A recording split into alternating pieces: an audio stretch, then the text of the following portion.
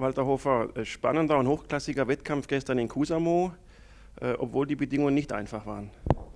Ja, die Bedingungen waren nicht einfach. Wir brauchten mehr Zeit, um den Wettkampf durchzuführen, aber wenigstens hatten wir zwei Durchgänge. Und gerade bei Wettkämpfen, wo die Verhältnisse eine Rolle spielen, ist immer gut, wenn man zwei Durchgänge hat, weil sich dann das Feld klarer darstellt und die Leistungsstärke. Und somit waren wir schon froh, dass wir zwei Durchgänge durchgebracht haben. Das ist ja toll, wenn ein Athlet wie der Gregor Schlierenzauer gestern mit einem überragenden Sprung von dem 15. Platz noch ganz nach vorne springen kann.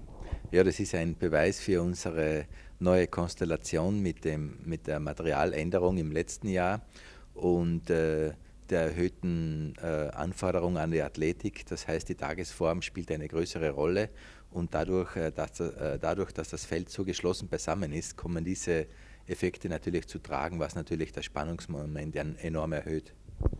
Was mich persönlich überrascht hat, war, nach dem Wettkampf haben mehrere Athleten und auch manche Trainer gesagt, die Bedingungen hier gestern in Kusamo für den Wettkampf waren ähnlich wie in Klingenthal. Aber von der Wahrnehmung her war es doch in Klingenthal wesentlich schwieriger.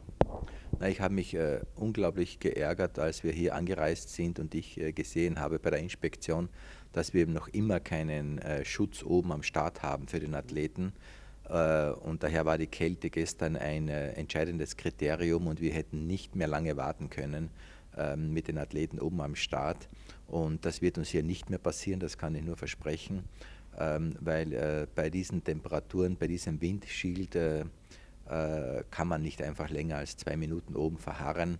Und so gesehen war das eine sehr kritische Situation. Jetzt gibt es heute nochmal einen Wettkampf, da wird es ein bisschen in Anführungszeichen milder sein, aber heute erwarten uns wieder relativ schwierige Bedingungen, was die Wettervorhersage angeht.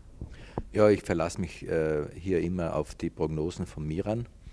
Der sagt, wir werden ähnliche Bedingungen wie gestern vorfinden, vielleicht stabilere, aber etwas mehr Wind.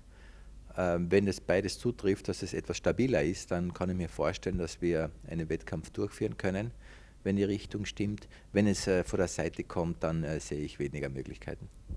Super, wir drücken die Daumen und viel Erfolg für heute Abend, Walter Hofer. Dankeschön. Danke auch.